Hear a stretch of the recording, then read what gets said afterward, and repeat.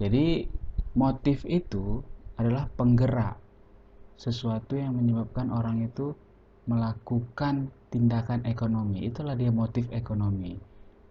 Apa yang menggerakkan dia melakukan tindakan ekonomi? Apakah karena mencari kekayaan, apakah karena mencari kekuasaan, atau hanya sekedar pemenuhan kebutuhan? Nah, itu adalah motif ekonomi.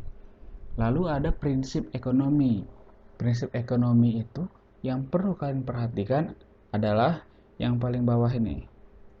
Nah, di sini katanya pengorbanan yang sekecil-kecilnya untuk mendapatkan hasil tertentu dan dengan pengorbanan tertentu untuk mendapatkan hasil yang sebesar-besarnya.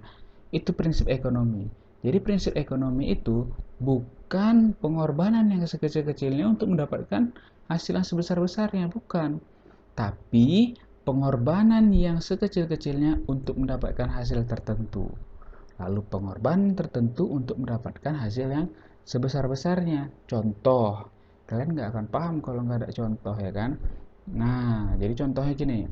Misalkan kalian itu ke warung Padang, ya. Lalu kalian ingin kenyang. Kenyang itu adalah hasil yang sebesar-besarnya. Maka yang diperlukan adalah pengorbanan tertentu. Tertentu itu ada harganya, gitu ya. Nah, pengorbanan tertentu itu misalkan 10.000 untuk mendapatkan hasil yang sebesar-besarnya, yaitu kenyang. Maka harus kalian bayarkan 10.000. Dapat ayam, dapat nasi, dapat sayur, dapat minum, ya kan? Nah, lalu kalau misalkan mendapatkan hasil tertentu, itu berarti pengorbanan yang sekecil-kecilnya. Contoh, kalian ingin mengeluarkan pengorbanan yang kecil, sekecil-kecilnya. Kalian punya uang 10.000, tapi kalian hanya ingin mengeluarkan 1.000.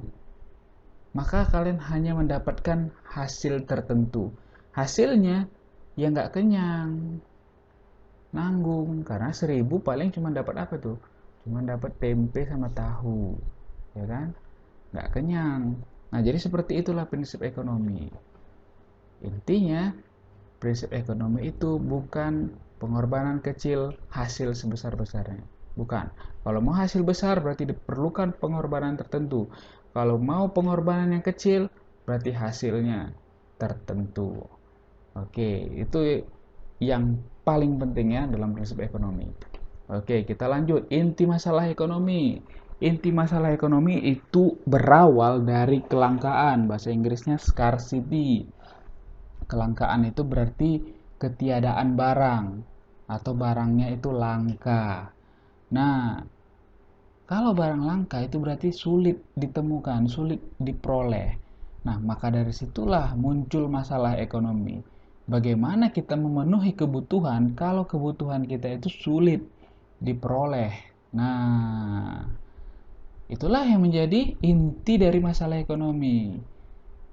Kelangkaan itu berarti tidak cukup untuk memenuhi kebutuhan, ya.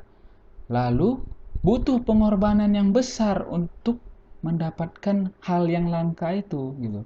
Sesuatu yang langka pasti harganya jauh lebih mahal. Pengorbanan yang kita keluarkan itu jauh lebih mahal. Contohnya apa? Contohnya misalkan kalau sekarang itu makanan itu buah, ya. Buah yang langka itu pasti lebih mahal harganya dibandingkan buah yang banyak tersedia. Nah, seperti itu ya. Oke, kita lanjut. Mengapa terjadi kelangkaan? Itu karena tadi keterbatasan jumlah.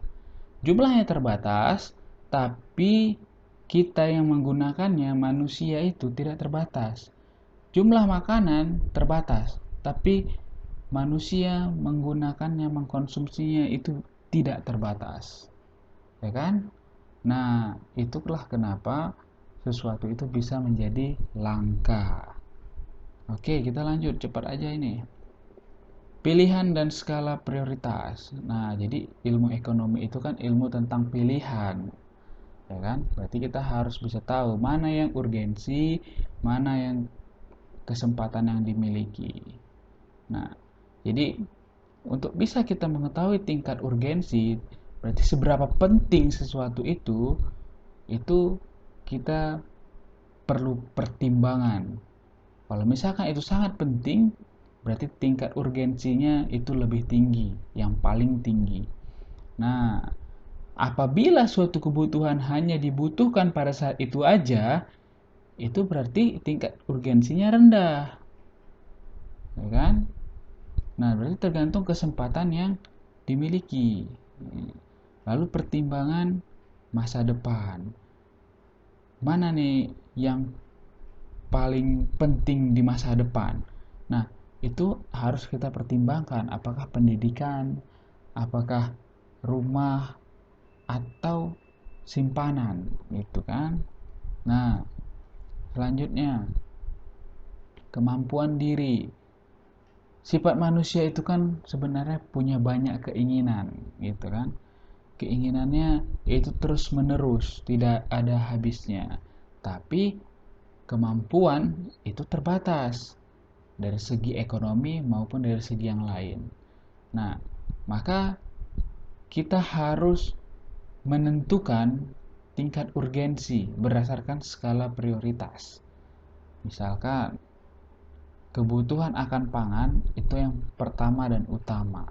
Lalu kedua itu sandang. Sandang itu pakaian. Ketiga itu tempat tinggal. Makanya pangan, sandang, papan. Nah, itu. Lalu yang keempat pendidikan. Yang kelima kebutuhan aktivitas sosial. Lalu kebutuhan akan hiburan. Lalu yang terakhir kebutuhan akan tabungan. Nah, inilah dia skala prioritas.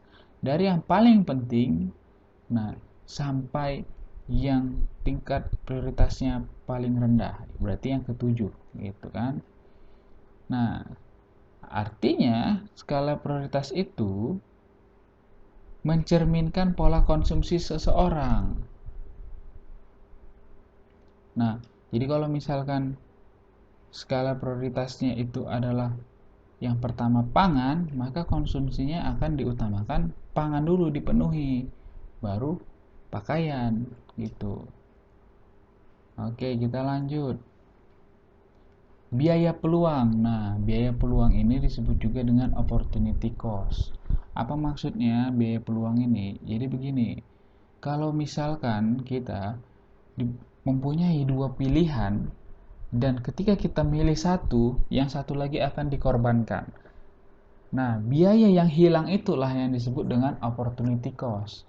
Jadi kalau misalkan setelah tamat SMA kalian punya kesempatan untuk kerja dan kuliah, lalu ketika kalian memilih kuliah daripada bekerja, maka gaji yang harus kalian dapatkan ketika bekerja itu menjadi opportunity cost, biaya peluang.